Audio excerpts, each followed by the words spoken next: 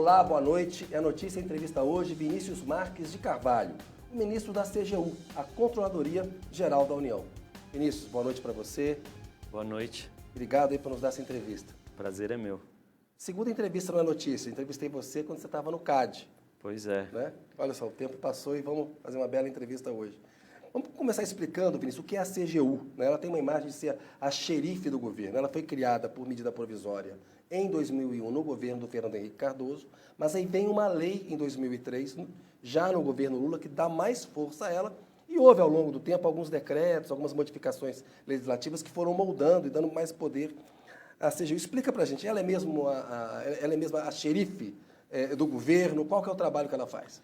Olha, a CGU, Kennedy, ela de fato se consolida, né, como um ministério durante o governo do presidente Lula, em 2003, num contexto de construção de uma série de instituições do Estado brasileiro que tinham e têm por objetivo melhorar a gestão pública por meio do controle ou por meio do aperfeiçoamento das políticas públicas. Então, ela entra nesse contexto em que você tem reformas legislativas em outras áreas, reforço da atuação de outros órgãos com características parecidas, como a própria Polícia Federal, como o próprio CAD, e a CGU ela entra nesse contexto e ela começa com uma raiz, digamos, muito associada à ideia de um órgão que faz auditoria de políticas públicas. Então, aquela lógica do controle interno, você deve lembrar lá atrás que a CGU, o que tornou talvez a CGU mais famosa, foram aqueles programas de auditoria nos municípios por sorteio, que a Caixa Econômica girava lá e aparecia lá a bolinha que representava o município, a CGU ia nas prefeituras fiscalizar o uso das verbas federais. Bem como nos próprios ministérios, essa agenda de auditoria ela cresceu ao longo desse período todo. Só que, ao longo do tempo, a CGU foi assumindo outras funções que nós podemos, talvez, colocar dentro de um conceito ou de uma noção de integridade. É um órgão que tem por função assegurar e implementar uma agenda de integridade no governo federal. É importante a gente ter em conta que uma agenda de integridade não é só uma agenda de anticorrupção. Obviamente, a anticorrupção está ali no meio, mas um órgão íntegro, uma instituição íntegra, não é só um órgão não corrupto. É um órgão efetivo, é um órgão legítimo, é um órgão que assumindo os seus compromissos com a sociedade, cumpre com eles, é um órgão eficiente em matéria de gestão dos recursos públicos, é um órgão que também tem resiliência, né, segura, aguenta a pressão, filtra as pressões e consegue transmitir para a sociedade uma segurança sobre o que ele faz. Então, a partir daí, só para eu concluir, foram surgindo agendas relacionadas a isso. Então, a CGU se torna o órgão que coordena a agenda de ouvidorias, a CGU se torna o órgão que coordena a agenda da Lei de Acesso à Informação, a CGU se torna o órgão que coordena a agenda relacionada à Lei Anticorrupção, quando a lei surge lá em 2013. Então, ela acaba se organizando, abarcando todas essas agendas e políticas. Na terça-feira teve um anúncio do Conselho de Transparência, que trata justamente dessa política aí de integridade. Explica o que é esse conselho, por que ele é uma novidade? Ao longo do tempo, essa agenda de integridade pública, ela foi se construindo em torno de uma ideia de que um Estado forte, atuante, efetivo na entrega de serviços e políticas públicas, depende de uma sociedade que também tem essas características. Não existe uma nação desenvolvida em que o Estado seja forte e a sociedade seja fraca. O desenvolvimento tem que associar essas duas coisas. E uma sociedade forte, organizada, que consegue cobrar os seus direitos e fazer críticas às políticas e contribuir para elas, é uma sociedade que precisa de informação. Então, a transparência ela se encaixa dentro dessa tendência. Transparência tanto do ponto de vista ativo, aquilo que o governo oferece para a sociedade em termos de informação sobre as suas agendas, como também a chamada transparência ativa, que é aquela que tem a ver, a transparência passiva, desculpa, que é aquela que tem a ver com a Lei de Acesso à Informação, que são aquelas situações em que a sociedade, os cidadãos, a imprensa, requerem informações do governo, dos órgãos públicos. E aí, quando eu falo órgãos públicos, eu não estou me referindo só ao governo. É importante a gente saber que o Judiciário tem que cumprir a Lei de Acesso à Informação, que o Poder Legislativo tem que cumprir a Lei de Acesso à Informação e que os entes subnacionais também, estados e prefeituras, também têm que cumprir a Lei de Acesso à Informação. O que nós fizemos com o presidente Lula anteontem foi reestruturar o Conselho de Transparência, abrigando esses temas, transparência, integridade e anticorrupção, para que a gente possa ter uma participação da sociedade civil na construção dessas políticas. Nós já tivemos a nossa primeira reunião na terça-feira do Conselho, que foi ótima. Os conselheiros todos se manifestaram, já fizeram sugestões sobre temas que eles acham... Como é a composição desse Conselho? O Conselho ele foi ampliado. Era um Conselho que tinha uma participação ali de 50% sociedade civil, 50% governo. Nós ampliamos bastante a participação da sociedade civil. Hoje a sociedade civil é 2/3, mais ou menos, do Conselho, então 40 pessoas por aí, um pouco mais. E essas pessoas representam todos esses temas.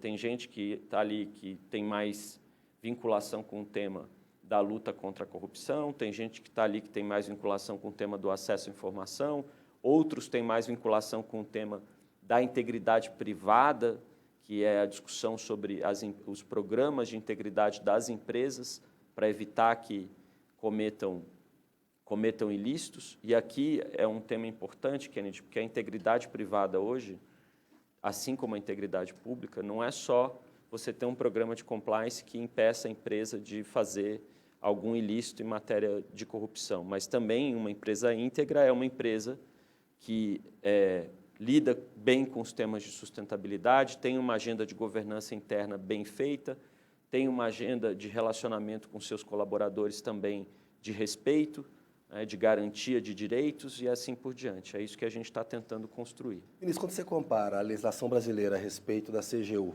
com a de outros países, qual que é o grau de avanço, de atualização da nossa lei e do poder que ela dá à CGU na estrutura do Executivo?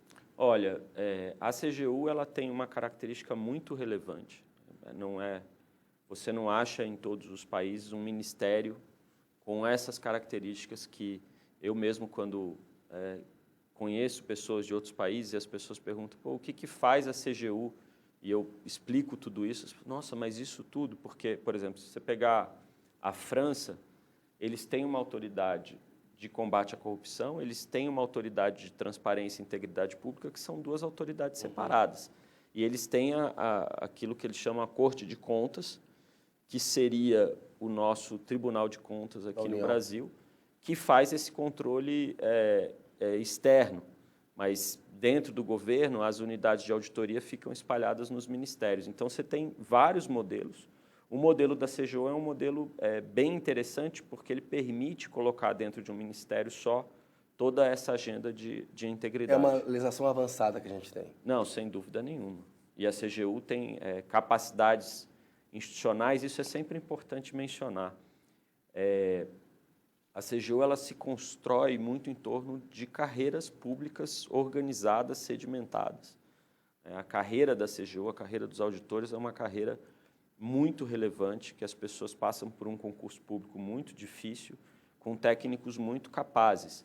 Isso dá para a CGU uma força em termos de legitimidade da sua agenda bastante relevante e em termos de resiliência também. Porque quando você tem uma carreira estável, organizada, com capacidade de contribuir para a agenda das políticas públicas que aquele órgão implementa, as transições de um governo para o outro são menos turbulentas. De Estado, não de governos ou de partidos. São menos turbulentas. Claro que cada governo eleito democraticamente tem direito também de sugerir agendas, de orientar em determinadas políticas. Mas essa carreira, essa estrutura burocrática, no bom sentido da CGU, eu acho que é uma conquista muito importante. Qual é o tamanho dessa estrutura? Nós temos superintendências em todos os estados da federação. Isso é bastante interessante, porque a CGU tem uma superintendência em cada estado, com uma equipe técnica bem organizada em cada estado. E ela fiscaliza o dinheiro federal que vai para estados e municípios, é a função Isso, dela. essas superintendências têm essa capacidade de fiscalizar os recursos, mas não só. Elas têm uma agenda também naquele estado relacionada a investigações de corrupção. Né? Vira e mexe, vocês devem ver pela imprensa, CGU e Polícia Federal fazem uma operação em tal município, ou em tal estado, ou em tal setor, sempre envolvendo questões federais, mas isso dá essa capilaridade que, às vezes, daqui de Brasília, a gente teria mais dificuldade de ter. Vinícius, explica para a gente a diferença entre a CGU e o TCU, o Tribunal de Contas da União, que você citou há pouco. A CGU ela acaba tendo uma função de auxílio do governo federal e de, digamos, prevenção sobre determinadas condutas.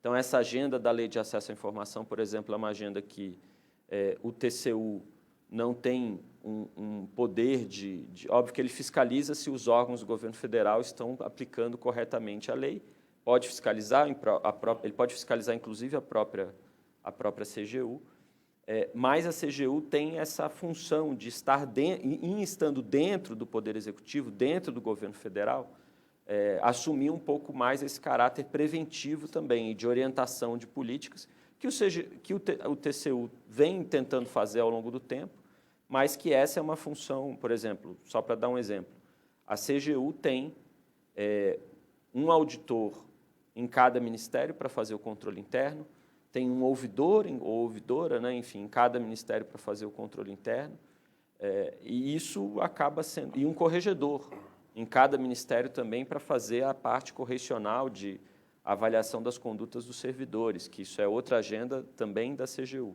coisa que o Tribunal de Contas não tem. Né? O Tribunal de Contas tem outro modelo de atuação. Olha só, a corrupção, a gente sabe, ela sempre foi usada no Brasil para tentar influenciar a opinião pública e muitas vezes tentar justificar o golpe de 64 contra o PT no poder. Agora, a gente sabe que ela é um problema endêmico no Brasil, né? Que ela é um problema sério que o país tem. Como tratar o combate à corrupção na parte do governo sem disseminar na população esse sentimento, Vinícius, antissistema, a demonização da política? Qual que é a medida disso aí? Tem um ponto interessante no combate à corrupção, que é aquela história, né? O que os olhos não veem, o coração não sente. Nós vivenciamos isso em alguns momentos da história, em que as instituições, por uma série de questões, não estavam ali exercendo o seu trabalho do jeito que elas poderiam exercer, e isso passava uma imagem, pode passar uma imagem, olha, não tem corrupção. Claro, se não combate a corrupção, ninguém fica sabendo. É isso, né? Fica, bom, então não tem. Nós vivenciamos nos últimos anos, se você comparar o número de buscas de operações da Polícia Federal em 2018 com 2022, por exemplo, você vai ver um decréscimo imenso no número dessas operações, que pode passar essa imagem, olha, está vendo, não tem mais operação da polícia, e não tem porque a corrupção acabou. Né? Quando a gente sabe... Não, porque a política pública ali era não combater a corrupção. O governo Bolsonaro fez isso. Quando a gente sabe que, na verdade, esse combate ele é um combate constante. Agora, o que é importante a gente entender? Nós temos que ter uma agenda relacionada à corrupção que tenha uma dimensão muito presente no lado da prevenção. Assim, você não vai só combater a corrupção fazendo operações para lá e para cá, porque se você não enfrentar as causas, se você não enfrentar os incentivos que geram esses problemas. E eu acho, nosso entendimento é que a agenda de transparência, a agenda de acesso à informação e essa agenda de integridade, de garantir que os controles funcionem, é um passo muito importante nessa direção. E uma outra agenda que é importante também nós investimos na qualidade das políticas. Porque quanto melhor for uma política pública, quanto melhor for a prestação de um serviço público pelo Estado, menos corrupto ele tende a ser. Menos problema ele tende a gerar da perspectiva da corrupção. Então, são dois lados que nós temos que enfrentar. E, na perspectiva do combate, Kennedy, é sempre importante a gente garantir que esse combate seja um combate republicano. Né, que seja um combate que investigue na hora de investigar, faça as denúncias na hora de se fazer garanta a presunção de inocência, a ampla defesa e o contraditório. Né? Óbvio que o debate político, muitas vezes, vai tentar puxar para um lado, puxar para o outro, mas é importante que quem investiga, quem está à frente desse processo, tenha muita serenidade para não cometer esses tipos de erros que nós vimos nos anos recentes no Brasil. Ô Vinícius, a Lei de Acesso à Informação, a LAI, né, ela acabou de completar 11 anos, teve uma cerimônia nessa semana, o presidente Lula participou, você fez anúncios. Explica a importância da LAI para a sociedade brasileira, né, da Lei de Acesso à Informação, e de que retrocessos aconteceram no governo Bolsonaro e que medidas vocês tomaram para corrigir esses retrocessos. Nós, inclusive, no evento de terça-feira, uma moradora aqui do Distrito Federal fez uma fala muito importante sobre a Lei de Acesso à Informação, dizendo que foi a Lei de Acesso à Informação que permitiu que ela tivesse informações sobre o estado fundiário dos terrenos, dos loteamentos onde ela vivia e uma parte da população ali vivia, e com base nessas informações ela pôde, junto com advogados, com militantes da área, requerer a regularização fundiária, requerer a garantia da sua moradia. Esse exemplo é muito importante porque envolve exatamente essa dimensão da qualidade do serviço público. Muitas vezes a gente associa a Lei de Acesso à Informação com jornalistas pedindo informação para fazer denúncias contra o governo, né? A gente vê muito esse estereótipo da Lei de Acesso à Informação. Essa é uma dimensão, e é importante que isso aconteça para o governo também saber que tem fiscalização, né? De novo, entra nessa dimensão da prevenção à corrupção. A Lei de Acesso à Informação, Kennedy, ela vem dentro de um contexto de uma agenda de governo aberto, que foi estruturada, ela foi sugerida e discutida dentro do Conselho de Transparência lá atrás, ainda no governo do presidente Lula.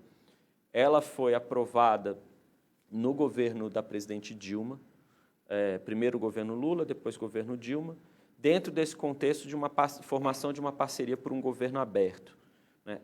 Ela é uma lei muito difundida, muito disseminada. São 300 órgãos dentro do governo federal que respondem pela Lei de Acesso à Informação. E também com uma estrutura de hierarquização de recursos bem estabelecida. Então, se você pede uma informação via Lei de Acesso à Informação, ela vai primeiro para a ouvidoria daquele órgão, depois ela pode ir para o ministro daquele órgão, se a informação for negada, depois, se for negada, para a CGU e depois ainda pode ir para a CMRI, que é o Comitê de Representação dos Ministros que decide temas finais.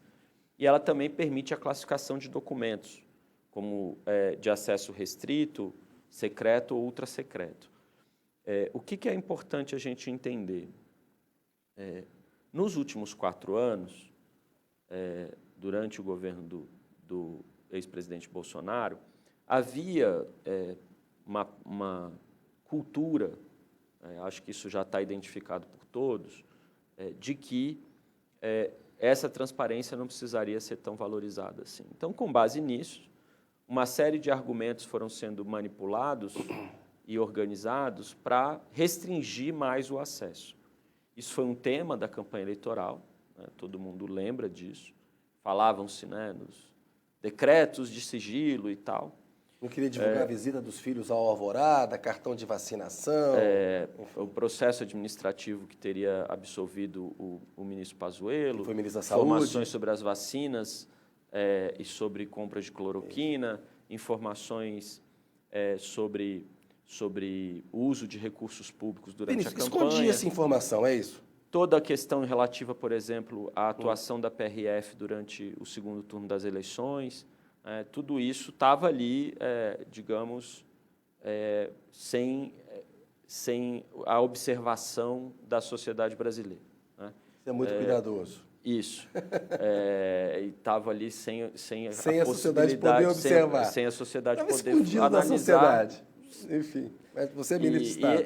E aí o que acontecia o que aconteceu nesse contexto? Nós assumimos, o presidente Lula fez um despacho determinando que nós, em 30 dias, reavaliássemos esses casos. Nós criamos um grupo de trabalho dentro da CGU que fez essa Você análise. ficou louco de trabalhar, trabalhou 16 horas por pouco dia. sem dormir aquele período. E nós identificamos vários casos de abuso do uso dessa estratégia de sigilo. Você pode citar um exemplo? Posso. E para nós era muito importante mostrar para a sociedade brasileira que o sigilo, dentro de um Estado democrático, é a exceção, não a regra. Ele existe em algumas situações, ele deve existir, ele precisa existir, mas ele não pode ser a regra. Né? Então, vou dar alguns exemplos. Nós, por meio da Lei de Acesso à Informação, determinamos a abertura do processo relacionado àquele evento envolvendo o ministro Pazuello, que era general da ativa e foi para um ato de campanha do ex-presidente. Teve uma investigação no Exército e ele foi absolvido. Esse processo administrativo veio à tona.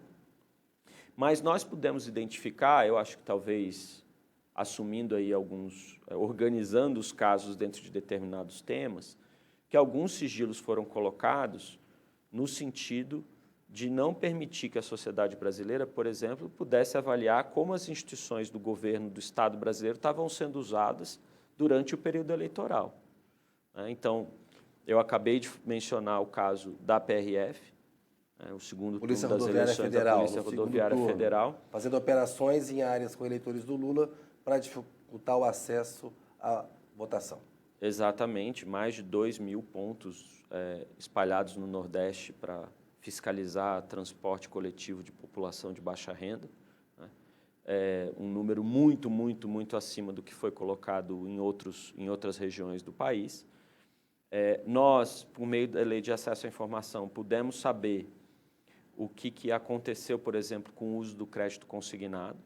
99, o que é o crédito consignado? Né? O crédito consignado é aquele empréstimo que a pessoa faz e cujo pagamento, né, é feito, é um empréstimo que as pessoas fazem, o pagamento é feito direto no seu salário, descontado direto do salário, que super garantido o pagamento. Com juros supostamente mais baixos por conta disso, porque tem a garantia do retorno. Então, o governo fez um programa de ampliação do Auxílio Brasil. Nós já detectamos que esse programa de ampliação do Auxílio Brasil, na virada de 22 para 23, beneficiou pelo menos 820 mil famílias que não estavam dentro dos critérios, né, para esse programa, inclusive porque o cadastro único não foi a referência para se ampliar esse número de famílias. E as pessoas, aconteceu algo inédito, né, as pessoas que tinham direito a esse auxílio passaram a poder fazer um crédito consignado na Caixa Econômica Federal.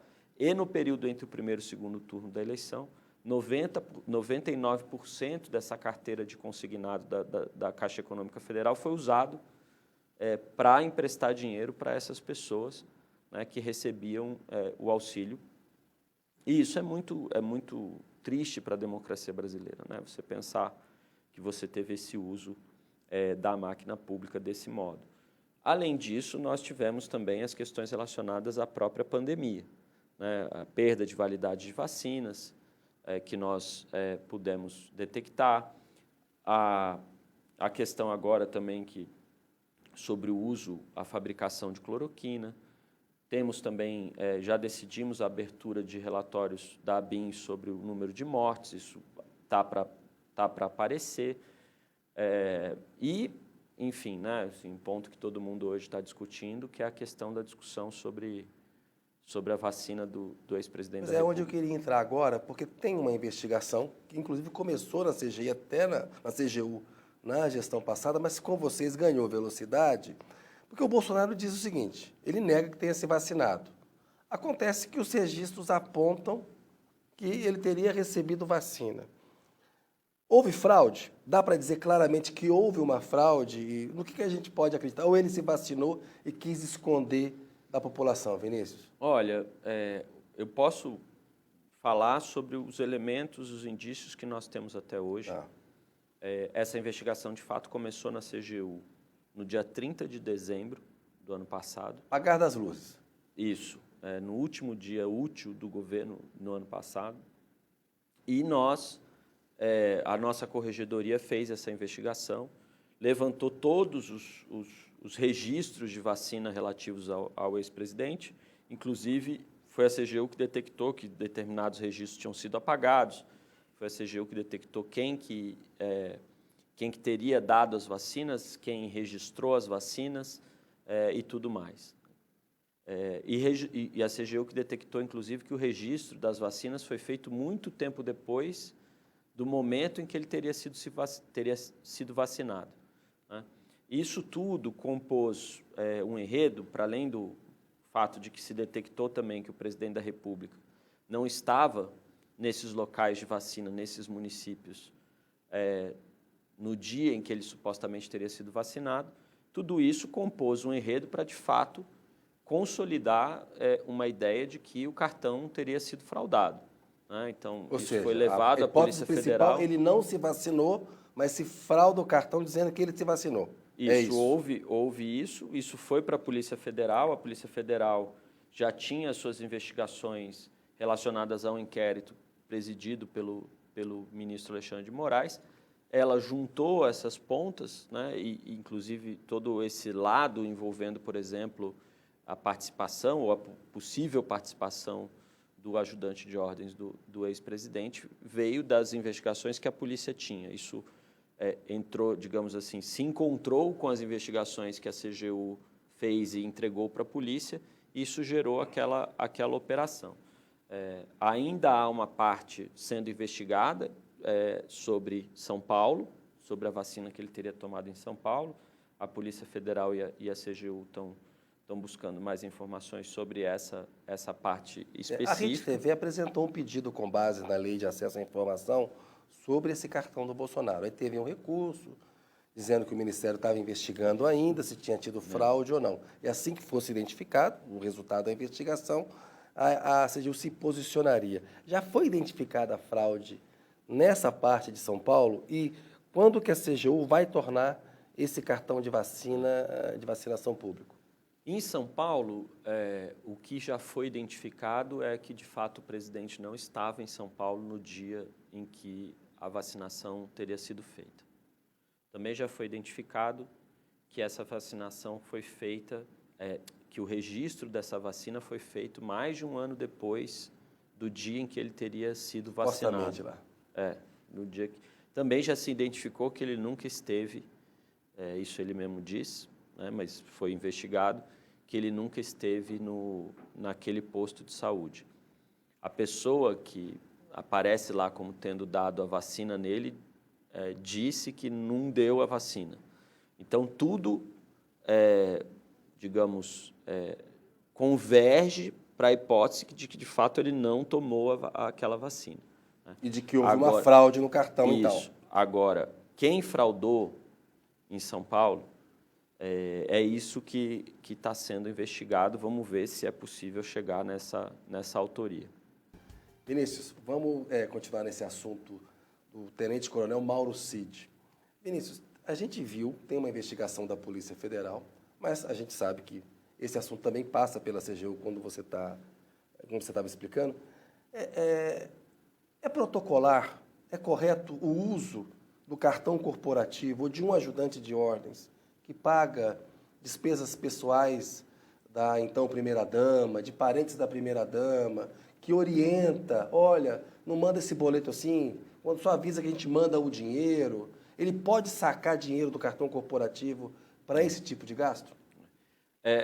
Eu acho que essa questão do cartão, Kennedy, é importante, porque assim, tem muita coisa para ser esclarecida ainda aí, né? O cartão de pagamento, ele é utilizado, deve ser utilizado para despesas envolvendo o presidente, a presidência da República, que tem a ver ali com o exercício do seu cargo, né? Porque o presidente também tem o seu salário, né, para eventuais despesas pessoais dele, né? Então, eu acho que... Ele quer comprar uma gravata, um terno, ele usa o salário dele. Essas coisas Isso precisam... não é cartão corporativo, ou o cartão corporativo pode ir lá e comprar um terno para o presidente? Não, essas coisas precisam ser bem equacionadas.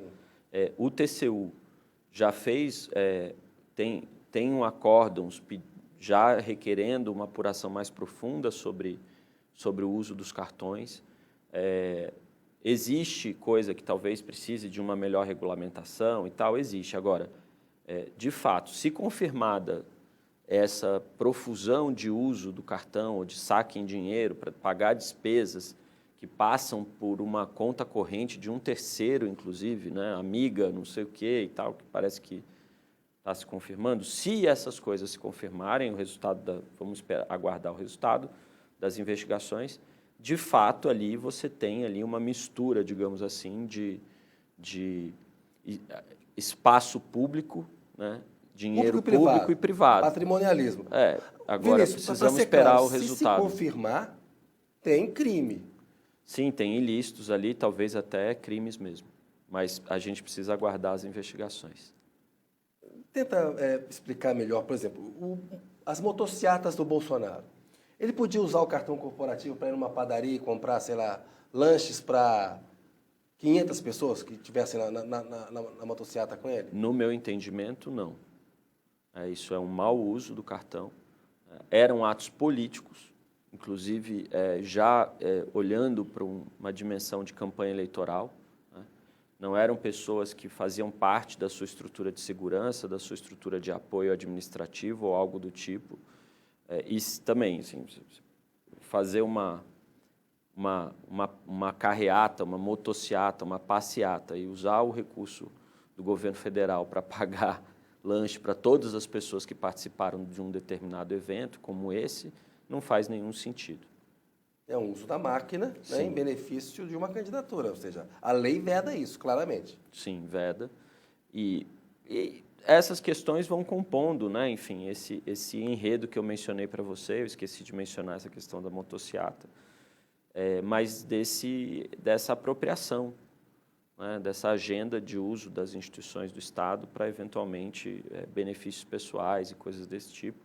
E tudo isso, se confirmado, se configurado de fato que aconteceu, nós temos um problema do ponto de vista funcional para aquelas pessoas que são servidores públicos e participaram disso e, eventualmente, criminal. Porque, veja, Kenneth, é importante dizer, nessa questão da vacina, por exemplo, você tem servidores públicos ali que estavam exercendo funções dentro do gabinete do presidente da República, né, e que, eventualmente, vão ter que responder processos administrativos disciplinares funcionais, que, a depender da caracterização da conduta e da prova, de novo, né, a gente tem que respeitar a ampla defesa e devido processo legal, se tudo for confirmado e configurado, podem, inclusive, perder as suas, serem demitidos do serviço público. Que, no caso, é um uso da estrutura da presidência da República para se fraudar o sistema de vacinação do governo. Ou seja, é a presidência da República cometendo um crime, não, Vinícius? Desculpa, eu acho que se tudo for confirmado, a gente tem características muito fortes nesse sentido. Um assunto que eu queria tratar com você é sobre o trabalho que a CGU pode fazer. A gente viu que a Amazônia ela sofreu uma pressão muito predatória e tem um debate sobre grilagem, titulação e uma interface muito grande com a questão ambiental. A gente está vendo os relatos da ONU de que os últimos 8 anos foram os mais quentes do planeta, os próximos 5 anos podem ser mais quentes ainda, ou seja, a questão ambiental ela é muito grave. Que trabalho que a CGU pode desenvolver e está desenvolvendo na Amazônia em relação a essa questão de grilagem e de uma tentativa de evitar uma devastação maior da região? Esse tema é bem importante. A CGU, inclusive, em relação à crise humanitária que os Yanomami estavam vivendo, né, estão ainda vivendo e que nós temos fazendo todo o esforço para superar essa questão como um dever do Estado brasileiro. A CGU foi lá atuar em loco para poder investigar questões relacionadas as políticas públicas que precisavam ser efetivas ali e se estava tendo algum problema, algum desvio. A nossa função como órgão fiscalizador, em situações como essa, por exemplo, por meio das nossas auditorias e por meio, eventualmente, da nossa área de combate à corrupção, tentar identificar eventuais ilícitos que estão sendo cometidos e de desvio de recursos públicos que tinham que estar sendo destinados para a área. Nós já temos algum trabalho nesse sentido. Temos começado, a gente começou esse ano a montar o nosso plano de auditorias e um dos focos nossos são planos nessa área, são auditorias nesses temas para a gente poder ajudar a construção das políticas. Porque tem uma terra arrasada ali. Ô, Vinícius, uma outra coisa importante, você tem formação jurídica, a Lava Jato, né, os acordos de delação que são feitos pelas pessoas físicas, aí há os acordos de leniência que as empresas fazem. A gente está vendo aí um livro do Emílio Odebrecht falando, né, que havia tortura para se forçar as delações dos investigados, ali na pessoa física.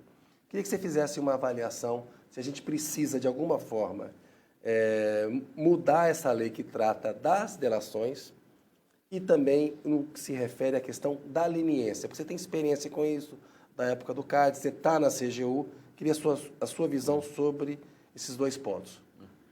O acordo de leniência, é importante que até a população saiba disso, ele é um mecanismo que é utilizado em vários países do mundo para se obter informações das empresas, principalmente, e eventualmente de pessoas físicas que trabalham nas empresas, sobre um determinado ilícito. Muitas vezes ele serve, inclusive, para começar uma investigação.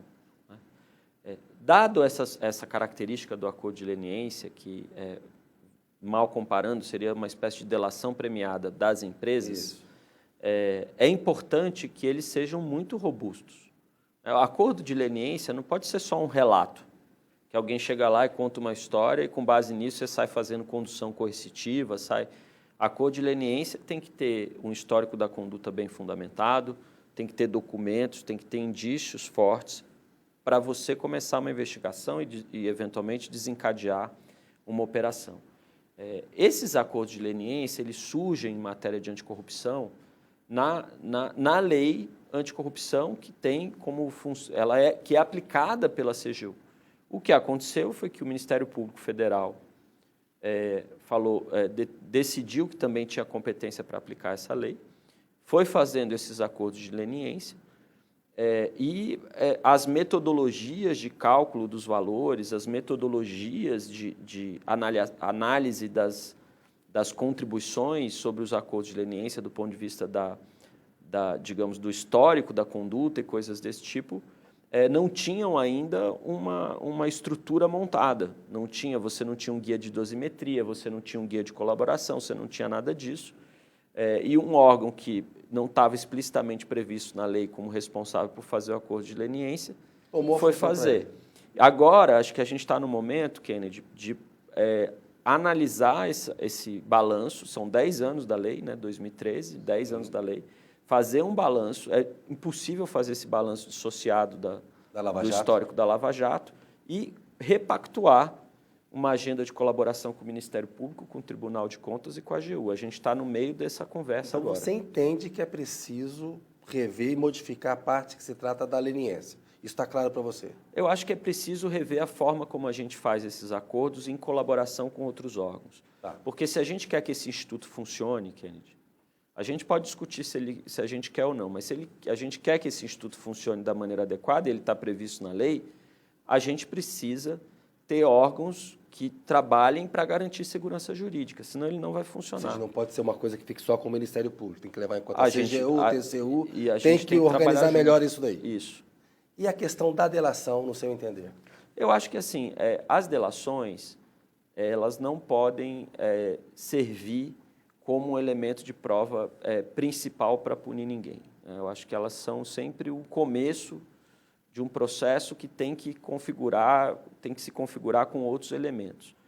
Porque, eventualmente, dependendo da situação psicológica até da pessoa, ela pode delatar mais do que ela de fato sabia, falar Pode de coisas carregar nas que não tintas, aconteceram. pode mentir.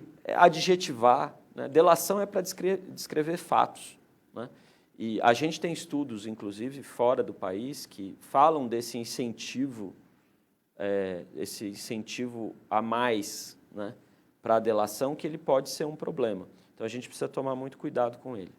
Vinícius, chegamos aqui no final do programa, tem um pinga-fogo, te pediria que você respondesse rapidamente aqui, vou listar. Não sou uma muito série bom de nisso nomes. não, mas vamos ver. Ah, você é craque, é bom assim. Getúlio Vargas. Um presidente contraditório, mas que foi muito importante para a modernização do Estado brasileiro. Juscelino Kubitschek. Um grande estadista que eu considero um homem à frente do tempo dele. Ditadura Militar de 64. Nunca mais. Tancredo Neves. Um ator muito importante no nosso processo de transição, um político com um senso de oportunidade incrível. José Sarney. Um presidente que conduziu o Brasil num momento muito difícil e que acho que o principal mérito foi garantir que o Brasil pudesse chegar a um processo eleitoral sadio em 1989. Fernando Collor de Mello. Eu considero um político que disputou uma eleição que tudo convergiu para ele ser eleito e que, infelizmente, não conseguiu entregar para a população, naquele momento, todas as expectativas que o povo brasileiro tinha. Itamar Franco.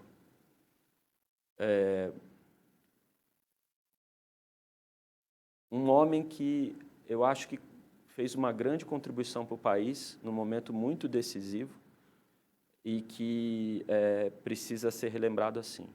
Fernando Henrique Cardoso. Presidente Fernando Henrique, na minha época, fazia muita oposição no movimento estudantil, né, como na juventude a gente faz, mas eu acho que ele teve um grande mérito de ajudar o país a conquistar uma estabilidade na economia, e eu acho que esse mérito tem que ser dado a ele, sem dúvida nenhuma, além do presidente Itamar Franco também. Começou o Plano Real, começou no Itamar. Mas o Fernando Henrique foi o grande arquiteto político da coisa mesmo. É correto reconhecer isso. Dilma Rousseff. A presidenta Dilma, eu acho que é um dos maiores exemplos que a gente pode ter no Brasil de uma lutadora dos direitos humanos, de uma mulher incansável e de uma pessoa muito, muito, muito correta. Michel Temer. Acho que foi um político que teve um senso de oportunidade muito grande também, mas que, infelizmente, contribuiu muito para a deposição de uma presidente por um golpe parlamentar que não fazia nenhum sentido acontecer naquele momento. Jair Bolsonaro. Eu considero o ex-presidente Jair Bolsonaro uma representação de tudo que pode ter de mais atrasado no país. Lula. Um grande estadista e talvez o maior líder da história política brasileira até hoje. Vinícius Marques de Carvalho. Difícil definir, né? Eu só sou um professor universitário que gosta muito da minha carreira como professor e da minha carreira como gestor público e tento trabalhar da maneira mais correta possível. Vinícius, boa noite para você. Obrigado pela entrevista. Um abraço. Até uma próxima. Obrigado. Valeu. O É Notícia volta na semana que vem. Agradeço a sua audiência. Muito boa noite.